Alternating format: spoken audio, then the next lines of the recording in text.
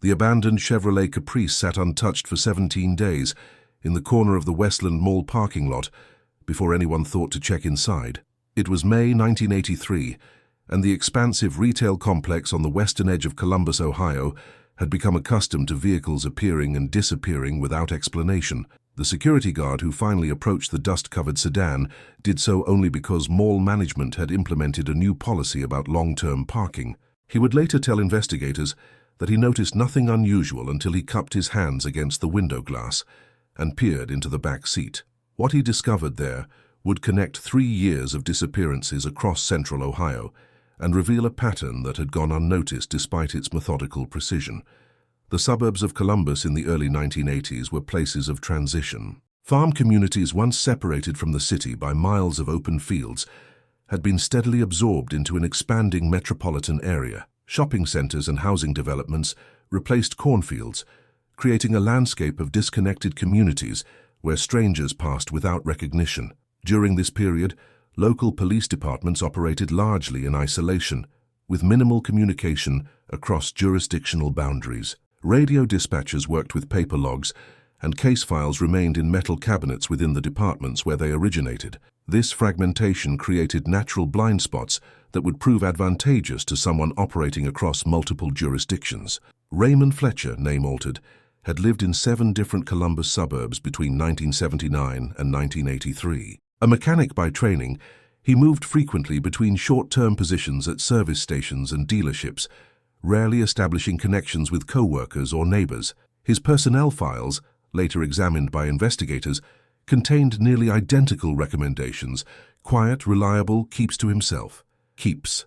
The garage manager who hired him in Grove City described him as invisible when interviewed, explaining that Fletcher performed his work competently but made so little impression that sometimes they forgot he was there at all. This quality of social invisibility would later become central to understanding how Fletcher moved undetected through communities where his victims lived and worked.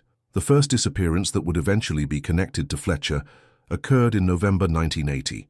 Linda Mercer, name altered, a 28-year-old pharmacy assistant, failed to return home after her late shift at a drugstore in Hilliard. Her Pontiac Grand Prix was discovered 2 days later in the parking lot of a closed restaurant 5 miles from where she worked. There was nothing about the vehicle to suggest foul play. It was simply empty, locked, with her purse still inside. Police reports from the time show that investigators focused primarily on the possibility that she had arranged to meet someone after work. Without evidence of a struggle or crime scene, the case gradually cooled as leads dwindled. 3 months later, in February 1981, Sarah Knowles, name altered, a 31-year-old bank teller, disappeared after stopping for gas on her way home from work. Security footage from the service station showed her completing her purchase and returning to her Honda Civic. The vehicle was found 4 days later in the parking lot of a laundromat in Upper Arlington, approximately 7 miles from the gas station. As with the previous case, there were no signs of disturbance, though investigators noted that the driver's seat had been adjusted to accommodate someone taller than Knowles. Without witnesses or evidence of violence, detectives pursued the theory that Knowles had left voluntarily, possibly with a romantic partner unknown to her family. By the summer of 1981, 4 women had disappeared from suburban Columbus locations. In each case, their vehicles were recovered in public parking lots, sometimes miles from where they were last seen. The pattern remained unrecognized, partly because the cases were handled by different police departments, but also because investigators had categorized them primarily as missing persons rather than potential homicides. The discovery at Westland Mall in 1983 would fundamentally alter this perspective. The Chevrolet Caprice found in the mall parking lot had been reported stolen 6 weeks earlier from a residential neighborhood in Dublin, Ohio. The vehicle's owner, Martin Reeves, name altered, had no connection to any missing persons, and initial investigation focused on recovering the stolen automobile rather than looking for additional evidence. It was only when the security guard noticed unusual staining in the vehicle's trunk that police involvement escalated. Forensic examination would later identify biological evidence connecting the vehicle to Diane Winters, name altered, a 29-year-old legal secretary who had disappeared from Worthington in early April 1983. The subsequent search of the vehicle revealed a small notebook wedged beneath the spare tire, containing what appeared to be dates, locations, and vehicle descriptions written in meticulous handwriting. Detective Robert Harlow of the Franklin County Sheriff's Office was assigned to coordinate the investigation. After similarities between the Westland Mall discovery and other regional cases became apparent. A career investigator with 15 years of experience, Harlow recognized that the geographical distribution of recovered vehicles suggested someone with intimate knowledge of Columbus suburbs and their connecting roads. His first action was to create a map marking the locations where victims were last seen and where their vehicles or other vehicles were later discovered. This visualization immediately revealed something that isolated case files had obscured. The points formed a rough circular pattern around Columbus, following what would later be designated as the Outer Belt Highway. "He's using the freeway system," Harlow noted in his case journal on June 7, 1983. "The locations aren't random. They're all within 2 miles of a highway entrance or exit, places where vehicles coming and going wouldn't attract attention." This observation would prove critical in narrowing the investigation to individuals whose work or lifestyle provided both automotive knowledge and regular access to these transportation corridors. The notebook found in the Chevrolet presented investigators with their first documentary evidence. The entries, while cryptic, appeared to document preparations rather than crimes themselves. One entry from February 1982 read, "Buick Regal, blue, Delaware lot, 7:15 to 9:40, routine observed." Another from November 1982 stated, "Target vehicle Datsun 280Z, red, completed inspection, follows predictable schedule." Forensic analysis of the handwriting confirmed that all entries came from the same individual, and comparison with employment applications later identified Raymond Fletcher as the author. Fletcher's pattern began to emerge as investigators reconstructed his methodology. He would identify women who followed consistent schedules, particularly those who worked evening shifts and commuted alone. He would then observe their routines, noting vehicle information and timing. Rather than confronting victims directly, Fletcher would prepare abandoned vehicles, often stolen from other suburbs, and position them strategically in locations where his targets would park. Police theorized that he used his mechanical knowledge to disable the victims' vehicles, then offered assistance when they found themselves stranded. The transfers to the prepared secondary vehicles occurred without witnesses, in parking lots carefully selected for their lack of surveillance. What distinguished Fletcher's approach from other cases was his extensive use of vehicles not just as a means of transportation, but as temporary crime scenes, disposal locations, and misdirection tools. In at least 6 cases, he appeared to have stolen a vehicle from one suburb, used it in a disappearance in another area, then abandoned it in a third location. This constant movement across jurisdictions fragmented the evidence and investigation, with different departments handling what appeared to be unrelated auto thefts, missing persons reports, and abandoned vehicles. By early 1982, Fletcher had refined his method further. 3 victims disappeared between January and April, all from northeastern Columbus suburbs. In each case, their vehicles were never recovered, but different abandoned vehicles were found in various shopping center parking lots, with forensic evidence eventually linking them to the missing women. The vehicles themselves, a Ford Thunderbird, a Chevrolet Monte Carlo, and an Oldsmobile Cutlass, shared similar characteristics, mid-sized 2-door models with spacious trunks, all between 5 and 8 years old. Each had been reported stolen from locations at least 20 miles from where they were ultimately recovered. Detective Harlow's investigation accelerated after the Westland Mall discovery provided physical evidence linking multiple cases.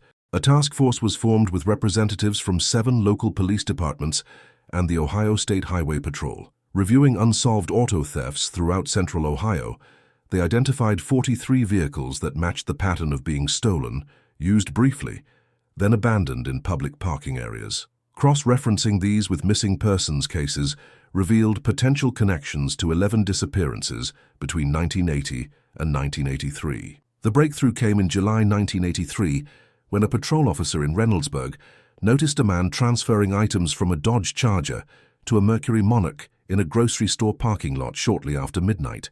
The Charger had been reported stolen 3 days earlier. When questioned, the man identified himself as Raymond Fletcher and claimed to be retrieving personal belongings from his cousin's vehicle. His demeanor, calm, cooperative, unremarkable, nearly convinced the officer to accept the explanation. It was only when dispatch confirmed that the charger's registered owner had no relatives named Fletcher that the situation shifted from routine inquiry to arrest.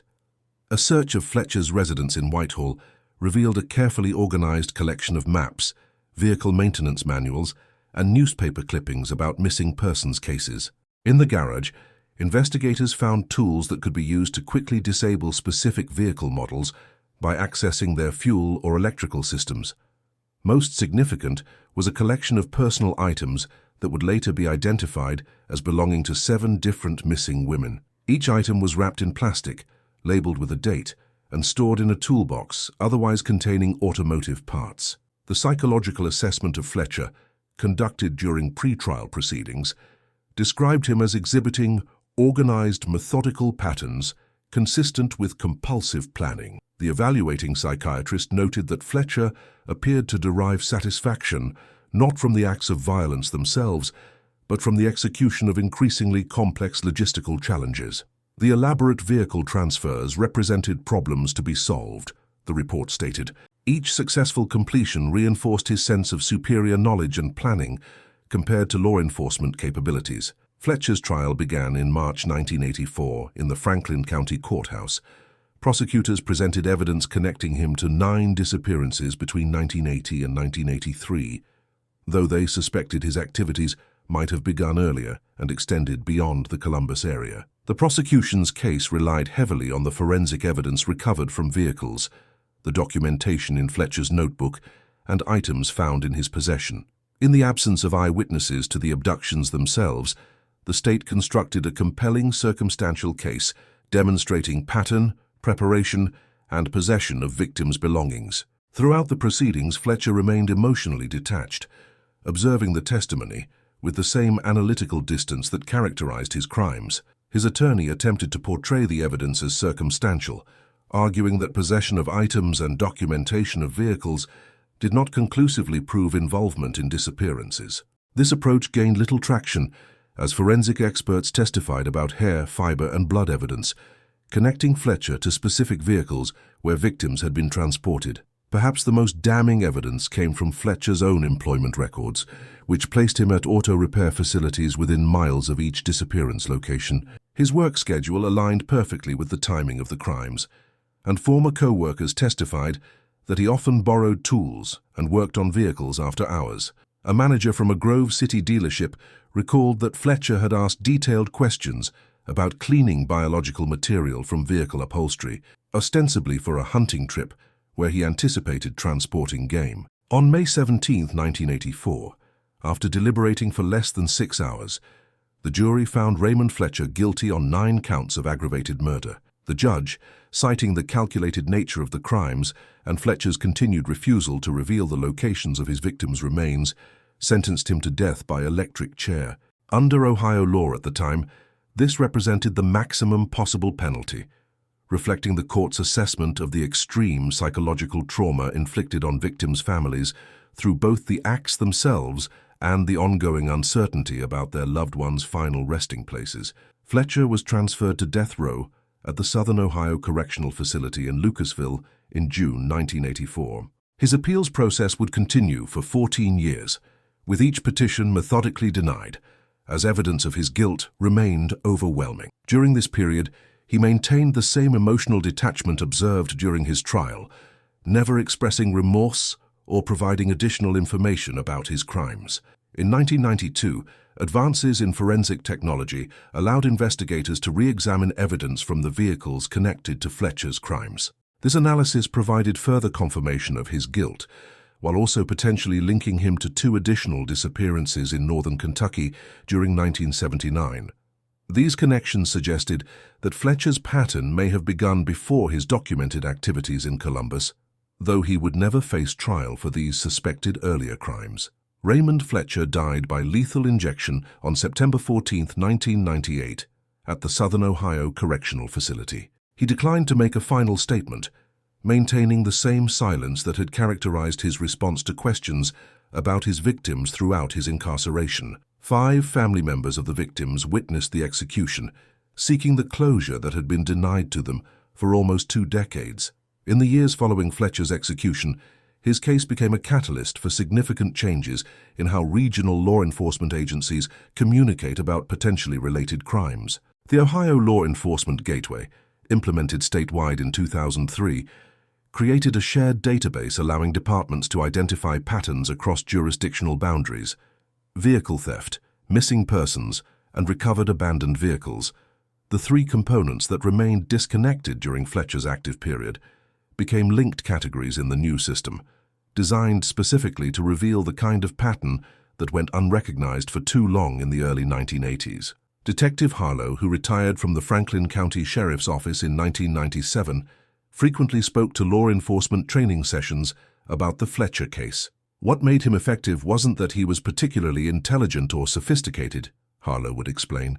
It was that he understood the gaps in our system and moved precisely through those blind spots. He knew that a vehicle stolen in one jurisdiction, used in another, and abandoned in a third created a puzzle with pieces held by different people who never spoke to each other. The psychological studies of Fletcher conducted after his conviction emphasized his extraordinary emotional detachment and organizational focus.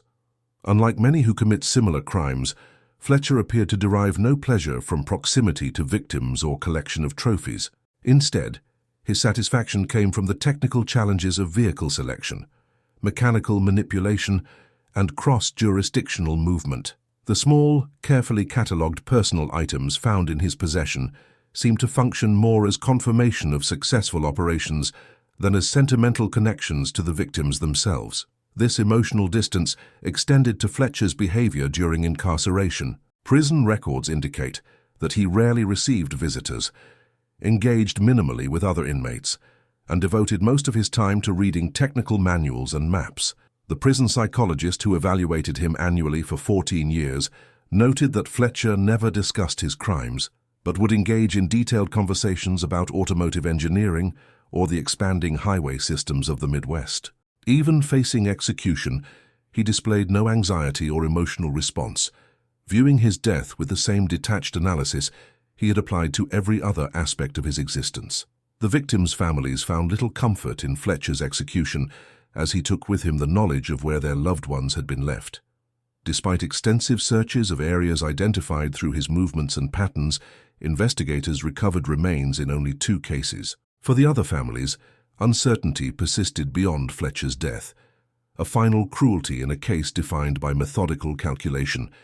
In Columbus and its surrounding communities, the Fletcher case fundamentally altered public perception of the anonymous suburban landscape.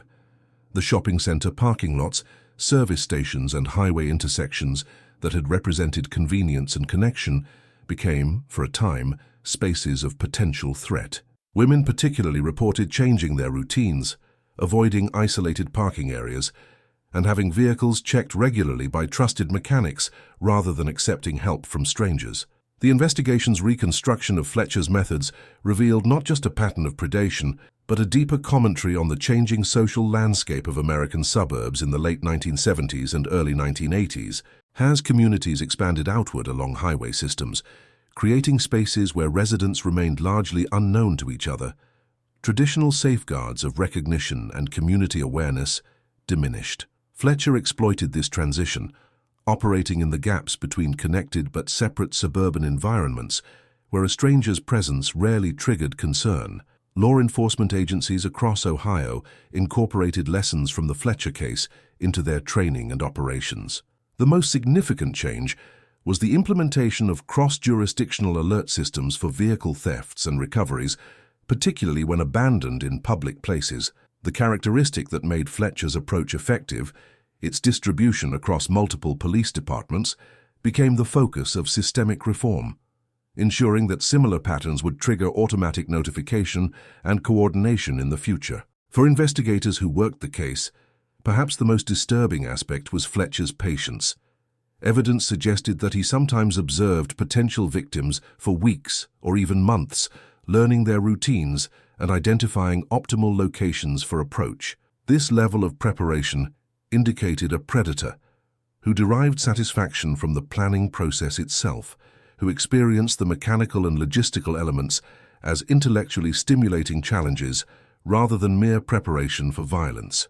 The The notebook recovered from the Chevrolet Caprice at Westland Mall eventually became part of the FBI's Behavioral Analysis Unit training materials, used to demonstrate how documentation can reveal psychological patterns, even when a subject attempts to obscure their activities. The entries, with their focus on vehicles, timing, and routine observed, provided insight into a mind that reduced human lives to logistical variables in a system of movement and mechanical operation. 20 years after Fletcher's execution, Detective Harlow, then in his 70s, reflected on the case that defined his career. "What stays with me isn't Fletcher himself," he said in an interview for a law enforcement journal. "It's those vehicles sitting in parking lots all across the city, each one containing evidence we couldn't see, connections we didn't make in time. I still drive past shopping malls and find myself looking at cars that have sat too long, wondering what they might tell us if we looked inside." The fragmentation that Fletcher exploited, separate jurisdictions, disconnected investigations, isolated evidence, represented a broader social reality of late 20th century American suburbs. Communities physically connected by highways remained informationally isolated, with residents moving between them largely unknown to each other. In this environment, a man like Fletcher could exist as a series of brief, unremarkable appearances: the helpful mechanic at a service station, the polite neighbor rarely at home, the forgettable presence moving through public spaces without drawing attention. This quality of social invisibility, combined with technical knowledge and methodical planning, allowed him to operate undetected for years, despite the increasing frequency of his crimes. By the time the pattern emerged through the discovery at Westland Mall, 9 women had disappeared, their absences treated as isolated incidents rather than connected points in a deliberately constructed system of predation. The Fletcher case remains significant in criminological studies, not because of its brutality, but because of its illumination of how physical and social infrastructure can create environments where patterns go unrecognized. The very systems designed to connect communities, highways, shopping centers, service facilities, became, in Fletcher's methodology, mechanisms for exploitation, concealment, and evasion of detection.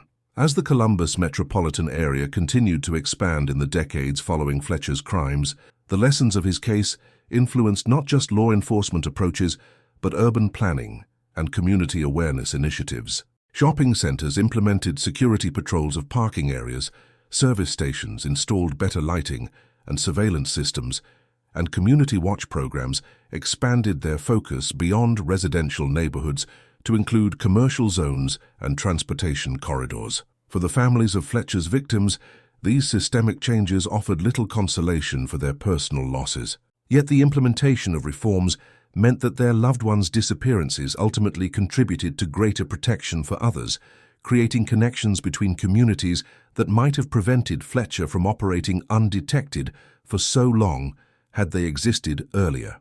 In the silence that followed Raymond Fletcher to his execution, the questions that remained unanswered were not about his guilt, but about the fundamental disconnect between his mechanical precision and complete emotional detachment. Psychological evaluations never fully explained how someone could approach human lives with the same technical analysis he applied to vehicle systems, seeing people as components to be manipulated rather than beings to be engaged. This absence of explanation perhaps represents the final pattern in the Fletcher case: the recognition that some human behaviors exist beyond conventional understanding, operating according to internal logics that resist external interpretation. In this space of uncertainty, communities can only respond by strengthening connections, reducing isolation, and remaining vigilant to patterns that might otherwise pass unnoticed in the busy complexity of modern life. As years passed and Columbus continued to develop, the physical landscapes where Fletcher operated transformed. Shopping malls expanded or closed, highway systems grew more complex, and the distinct suburban boundaries that once separated communities gradually blurred into continuous metropolitan space. Yet the case itself remained in public consciousness, periodically revisited in local media, true crime documentaries, and law enforcement training programs. The Fletcher investigation became a reference point for discussions about cross-jurisdictional cooperation, pattern recognition in criminal behavior, and the importance of centralizing information about seemingly unrelated incidents. The methodical vehicle transfers that once exploited gaps in communication became, ironically, a catalyst for systems specifically designed to identify such connections immediately. In the end, what Raymond Fletcher failed to anticipate was that the same analytical thinking he applied to his crimes would eventually be turned against him through similarly methodical investigation. The pattern he created, while temporarily obscured by jurisdictional boundaries, eventually revealed itself through persistent examination and connection of evidence. The very precision that characterized his approach ultimately provided the framework for his identification, conviction, and punishment. The final reflection remains with the communities affected. The recognition that safety emerges not just from physical security measures, but from information sharing, pattern awareness, and refusal to treat disappearances as isolated incidents until proven otherwise. In this understanding lies perhaps the most meaningful response to Fletcher's legacy, the transformation of his methodology of disconnection into a renewed commitment to connection, communication, and collective vigilance against those who would exploit the spaces between. The landscape of criminal investigation changed dramatically in the years following Fletcher's execution. Digital databases, cellular technology, and surveillance systems transformed how evidence was collected and connections identified. Yet investigators who studied the Fletcher case often noted that his methodology would have been effective even against more modern systems, precisely because of its reliance on physical movement through space, rather than electronic communications that could be traced. His approach represented an analog criminality that operated beneath the digital radar, exploiting physical spaces and mechanical knowledge in ways that left minimal electronic footprint. Further analysis of Fletcher's background revealed factors that may have contributed to his unusual psychological profile. Records showed that he had grown up in a succession of foster homes across Ohio and Indiana during the 1960s, rarely staying in one place longer than 8 months. This constant geographical movement paralleled the patterns he would later establish in his crimes. Former foster parents described him as a child who seemed to observe family life rather than participate in it, analyzing household routines from an emotional distance that seemed unusual even in temporary placement situations. His early employment history showed a similar pattern of movement and observation. Between 1975 and 1979, Fletcher worked at 17 different automotive facilities across 3 states, never remaining long enough to establish meaningful connections, but always leaving with positive references based on his technical competence. Co-workers from this period described him as a ghost and someone who could be in a room for hours without you noticing him there. This quality of social invisibility, combined with mechanical aptitude, created the foundation for his later methodology. What distinguished Fletcher from many who commit similar crimes was his apparent lack of escalation. While many serial offenders show a pattern of increasing violence or decreasing time between crimes, Fletcher maintained a consistent approach throughout his active period. Psychological evaluations suggested this stability reflected his primary motivation, not emotional satisfaction from the acts themselves, but intellectual engagement with the logistical challenges they presented. For Fletcher, the crimes were problems to be solved rather than compulsions to be satisfied, allowing him to maintain the methodical patience that made his pattern difficult to detect. The vehicles themselves formed the most consistent element of Fletcher's methodology, serving multiple functions within his system. They provided controlled environments where he could operate without observation, temporary storage locations that appeared unremarkable in public spaces, and misdirection tools that scattered evidence across jurisdictional boundaries. His mechanical knowledge allowed him to quickly disable specific vehicle models, create scenarios where offering assistance would seem natural, and prepare secondary vehicles for later use. This automotive focus reflected not just practical utility, but a deeper psychological connection to machines as predictable, controllable systems unlike the human relationships he seemed incapable of forming. During Fletcher's incarceration, investigators attempted to develop a timeline of his movements before the first documented disappearance in Columbus. Employment records and rental applications showed his presence in northern Kentucky during 1978 and early 1979, coinciding with 3 unsolved disappearances in the suburbs of Cincinnati and Covington.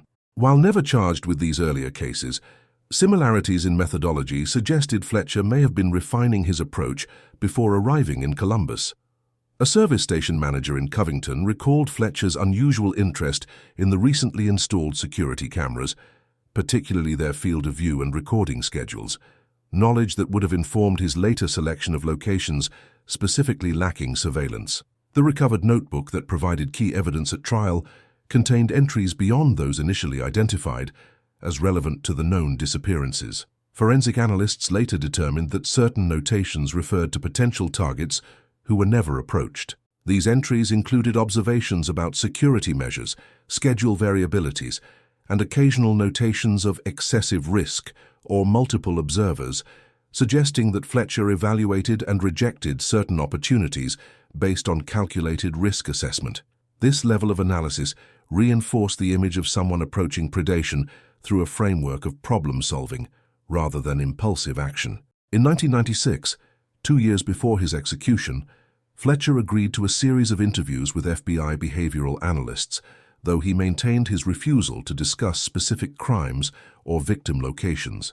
During these sessions, he spoke at length about transportation infrastructure, describing highways as systems of controlled movement, and discussing how shopping center parking lots function as temporary autonomous zones where vehicles and people exist briefly outside their normal patterns. While never explicitly connecting these observations to his crimes, Fletcher demonstrated a comprehensive understanding of how public spaces can create environments of functional anonymity despite physical proximity.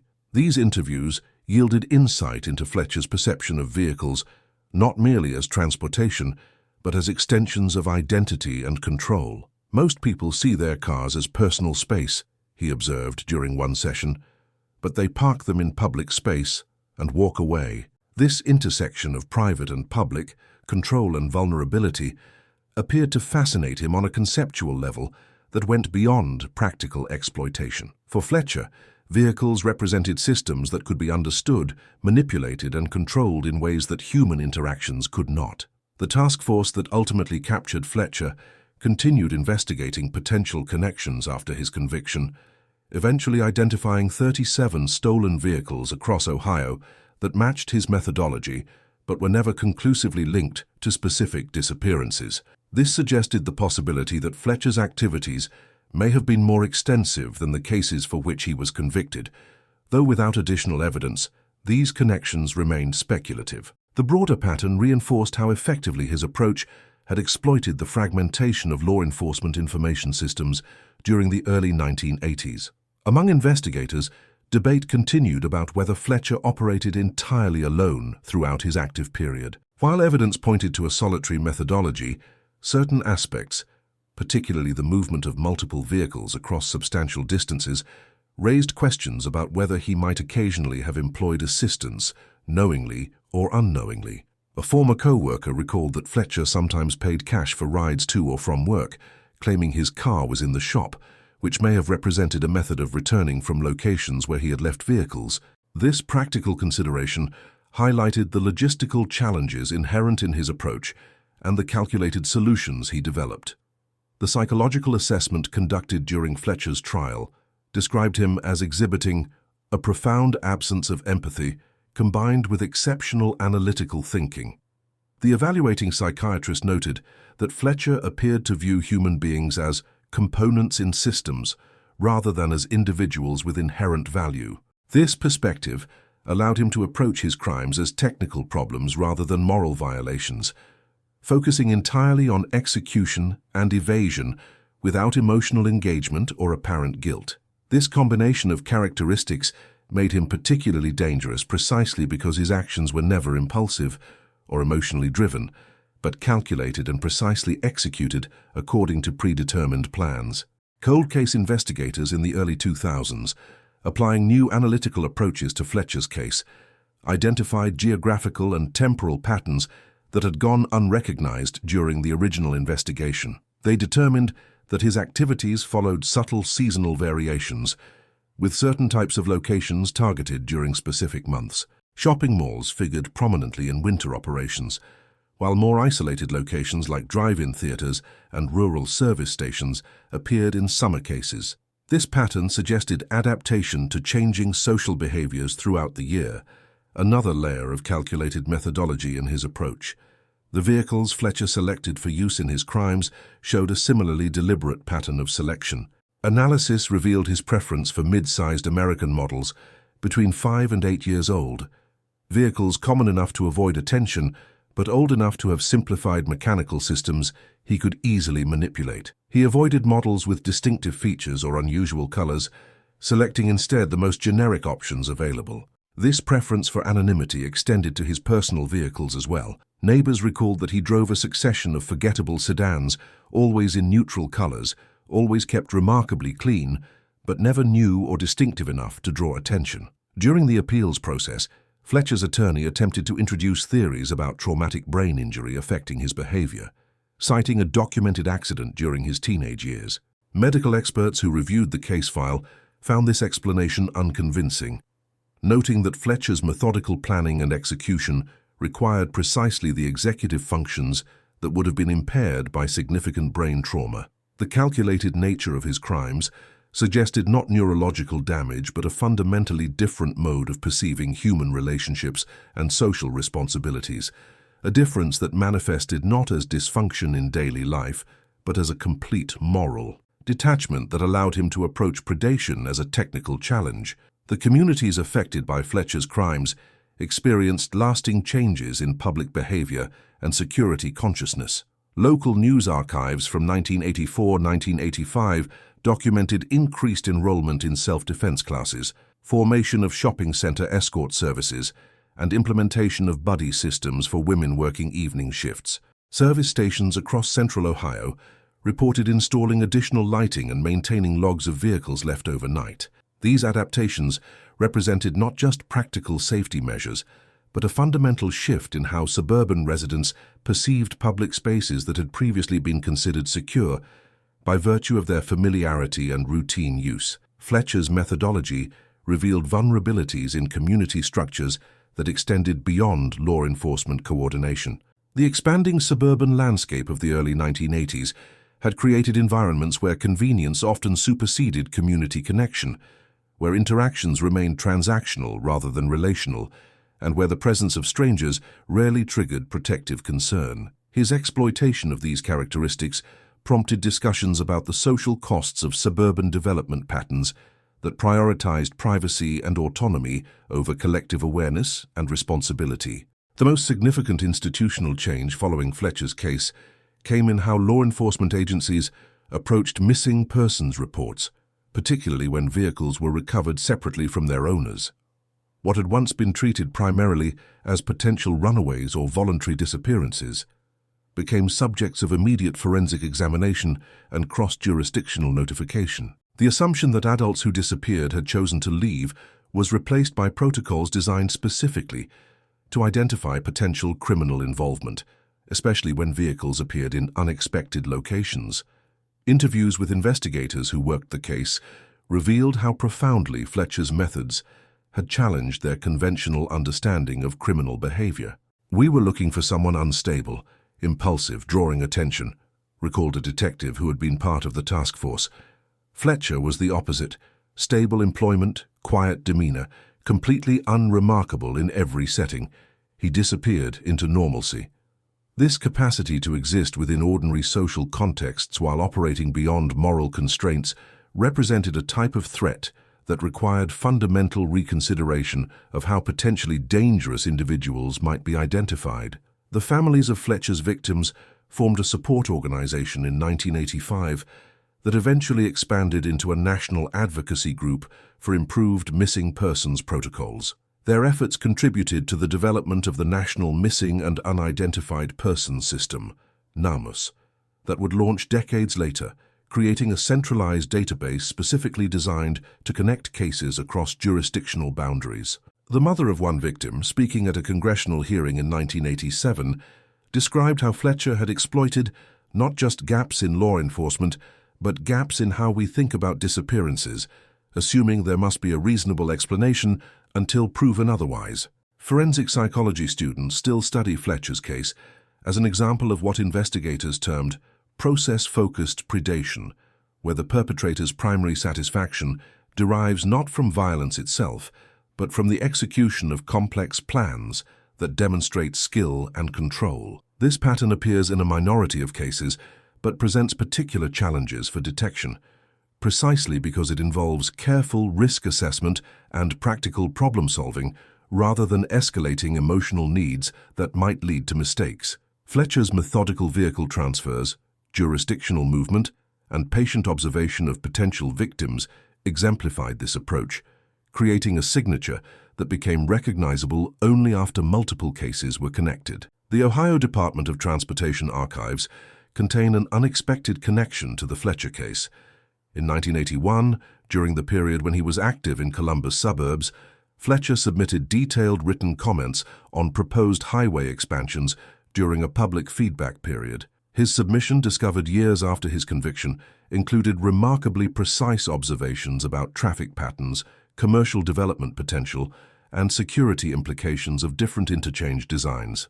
This document revealed his analytical understanding of how transportation infrastructure shaped human movement and behavior, knowledge he exploited in selecting locations for vehicle transfers and approaching potential victims. Fletcher's death by lethal injection on September 14, 1998, represented the final implementation of justice according to law.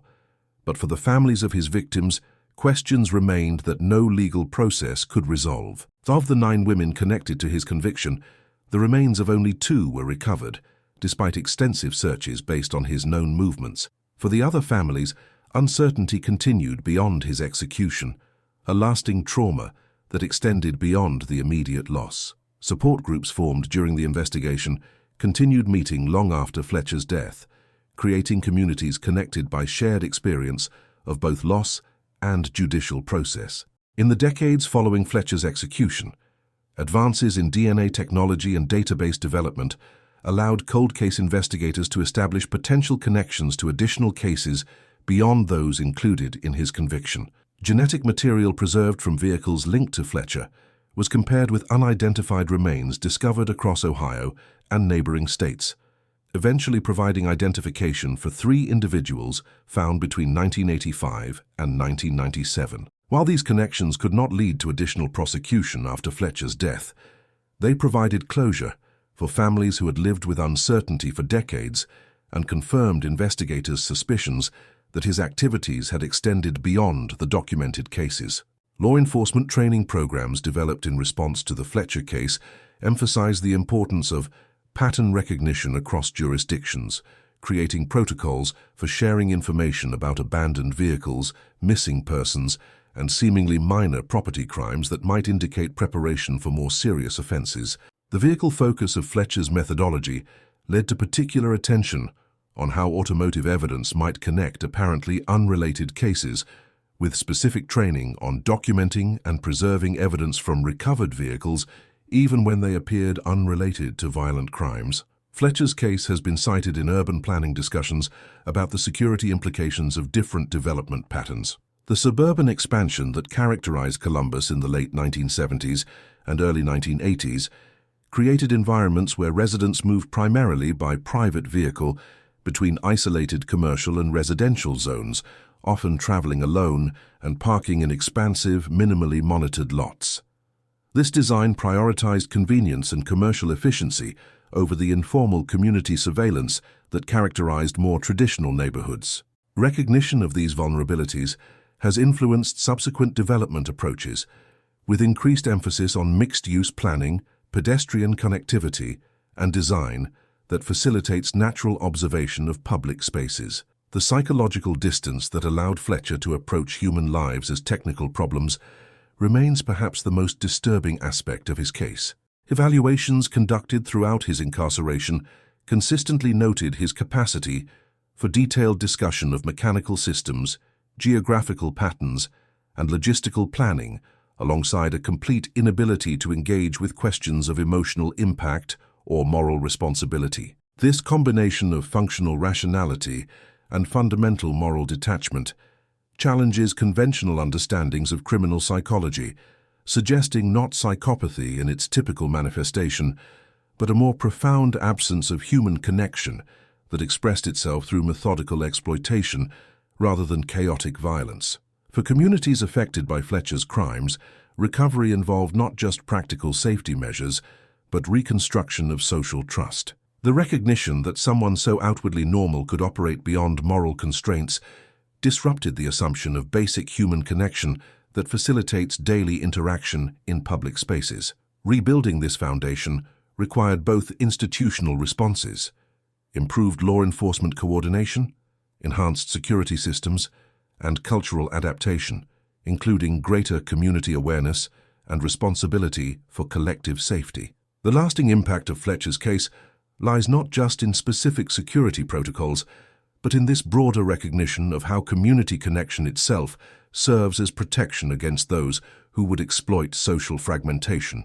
25 years after Fletcher's execution, cold case investigators continued to examine unsolved disappearances from the late 1970s and early 1980s for potential connections to his methodology. While conclusive evidence remained elusive in many cases, the pattern-based analytical approach developed during the original investigation provided a framework for examining historical cases with new perspective. This ongoing process reflected both technological advancement in forensic methods and evolution in how investigators conceptualize connections across time and jurisdiction, an evolution directly influenced by the lessons of the Fletcher case. The vehicles that figured so prominently in Fletcher's methodology represented more than practical tools. They embodied the changing relationship between technology, mobility, and community in late 20th century American suburbs. The private automobile had transformed social geography, enabling development patterns where daily functions occurred in separated zones connected primarily by highways. This physical fragmentation paralleled the informational fragmentation that Fletcher exploited, creating environments where individuals moved between locations largely unknown to those around them. His methodology revealed how these systems of convenience and mobility could be repurposed as mechanisms of predation when community awareness diminished. Law enforcement officers who participated in Fletcher's capture and prosecution have described the case as transformative for their understanding of how methodical criminality can operate beneath the threshold of immediate recognition. Before Fletcher, we looked for disorganized behavior, emotional signatures, escalating violence, explained a detective who served on the task force. He showed us that the most dangerous predator might be the one who approaches crime like an engineering problem, patient, analytical, focused on system weaknesses rather than emotional satisfaction. This recognition fundamentally altered investigative approaches to missing persons cases, particularly those involving recovered vehicles or cross-jurisdictional elements. In the silence that Fletcher maintained about his victims' locations, even as he faced execution, investigators recognized a final expression of the control that had characterized his crimes. By withholding this information, he retained power over one aspect of the case that legal proceedings could not resolve. This refusal to provide closure, even when doing so might have influenced sentencing considerations, reinforced psychological assessments of someone who valued control and system manipulation above human connection or personal advantage. For the families, this silence represented a final cruelty. For investigators, it confirmed the fundamental nature of what they had confronted. Not just criminal actions, but a profound absence of human empathy or moral consideration. The communities of Central Ohio ultimately responded to Fletcher's crimes not just with fear, but with renewed commitment to connection and collective awareness. Neighborhood watch programs expanded beyond residential areas into commercial zones.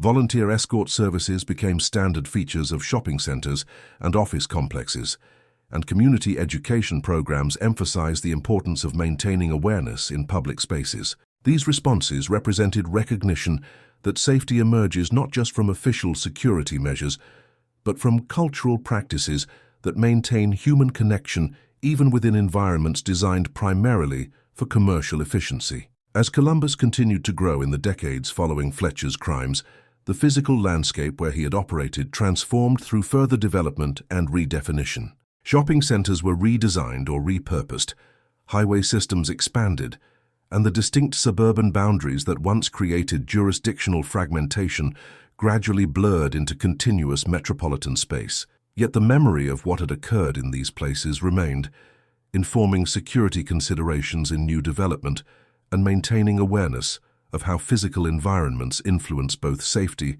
and vulnerability. In this ongoing adaptation, the most meaningful response to Fletcher's methodology emerged, not through fear of public spaces, but through deliberate reconstruction of community connection within those spaces. The case files from Fletcher's investigation, preserved in state archives, continue to provide training material for law enforcement agencies developing cross-jurisdictional cooperation protocols.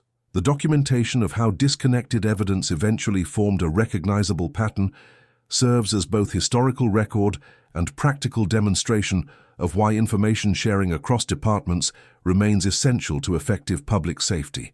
In this ongoing utility, the investigation that ended Fletcher's crimes continues to strengthen protections against similar methodologies, ensuring that the lessons of jurisdictional fragmentation remain present in contemporary law enforcement approaches. For those who study patterns of predatory behavior, Fletcher's case remains significant precisely because it defies conventional categorization. He exhibited neither the impulsive violence nor the ritualistic behaviors that characterize many similar offenders, operating instead through a framework of problem-solving and system manipulation that resembled professional methodology more than criminal pathology. This distinction challenges assumptions about criminal motivation and behavior, suggesting that threat assessment must consider not just emotional or psychological dysfunction, but fundamentally different ways of perceiving human relationships and social responsibility. The transformation of law enforcement approaches following Fletcher's case extended beyond specific protocols to encompass broader reconsideration of how public safety functions within expanding suburban environments. Recognition that jurisdictional boundaries had created exploitable gaps led to development of regional coordination systems designed specifically to connect information across traditional departmental separations. This evolution reflected understanding that contemporary criminal activity often operates across municipal boundaries, requiring corresponding adaptation in how information flows between agencies responsible for different geographical areas within continuous metropolitan regions. For families of the victims, the judicial process that culminated in Fletcher's execution provided legal resolution but could not address the deeper impacts of having lost loved ones to such calculated methodology. Support groups formed during the investigation evolved into lasting communities, connected not just by shared trauma, but by commitment to improving protection for others through advocacy for enhanced missing persons protocols. Their efforts contributed to development of both technological systems for information sharing and cultural shifts in how disappearances are approached by law enforcement and media, ensuring that future cases would be less likely to remain disconnected across jurisdictional boundaries. The psychological evaluations conducted throughout Fletcher's incarceration noted his consistent refusal to acknowledge the humanity of his victims, referring to them only in terms of locations, vehicles, or operational challenges. This profound detachment allowed him to approach predation as a technical problem rather than a moral violation, focusing entirely on execution and evasion without emotional engagement. When asked directly about the impact of his actions on victims' families during pre-execution interviews, Fletcher responded with analysis of media coverage patterns rather than acknowledgement of human suffering, maintaining to the end the same distance that had enabled his crimes. In the years following Fletcher's execution, advances in surveillance technology transformed the environments where he had operated undetected. Shopping centers installed comprehensive camera systems, parking lots implemented automated monitoring, and personal security devices became increasingly accessible. Yet security experts studying his case often noted that technology alone cannot prevent methodical predation without corresponding human awareness. Fletcher's effectiveness had derived not from technological advantage, but from exploitation of social patterns and assumptions, specifically the diminished community observation that characterized expanding suburban environments. This recognition has informed contemporary approaches that combine technological systems with renewed emphasis on community connection and collective responsibility for public safety. The Fletcher investigation ultimately demonstrated how pattern recognition, across apparently unrelated incidents can reveal methodical criminal activity that remains invisible when cases are examined in isolation. The vehicle transfers that initially appeared as disconnected auto thefts and abandoned cars formed, when mapped comprehensively, a clear signature of movement and preparation that led directly to Fletcher's identification and capture. This lesson in the importance of information sharing and pattern analysis has influenced generations of investigators, particularly those working across jurisdictional boundaries where fragmentation might otherwise obscure connections between related cases. The methodical vehicle focus that characterized Fletcher's approach revealed his understanding of how automotive systems could be manipulated both mechanically and socially. His technical knowledge allowed him to quickly disable specific vehicle models, creating scenarios where offering assistance would seem natural. This exploitation of both mechanical vulnerability and social trust demonstrated how specialized knowledge could be repurposed for predation, a recognition that has influenced both security design and public education about accepting assistance in potentially vulnerable situations. In contemporary criminological studies, Fletcher's case serves as reference for discussions of what investigators term pattern-based predation, criminal activity characterized not by emotional escalation or impulsive violence, but by methodical exploitation of system vulnerabilities. This approach presents particular challenges for detection precisely because it involves careful risk assessment and practical problem-solving rather than behaviors that might attract attention or suggest instability. Fletcher's patient observation, jurisdictional movement, and technical approach exemplified this methodology, creating a signature that became recognizable only after multiple cases were connected through deliberate analytical effort. This narrative is based on archives and historical accounts. Some names have been altered. We seek to understand, not sensationalize. The outcome corresponds to public records of conviction. No graphic violence has been described.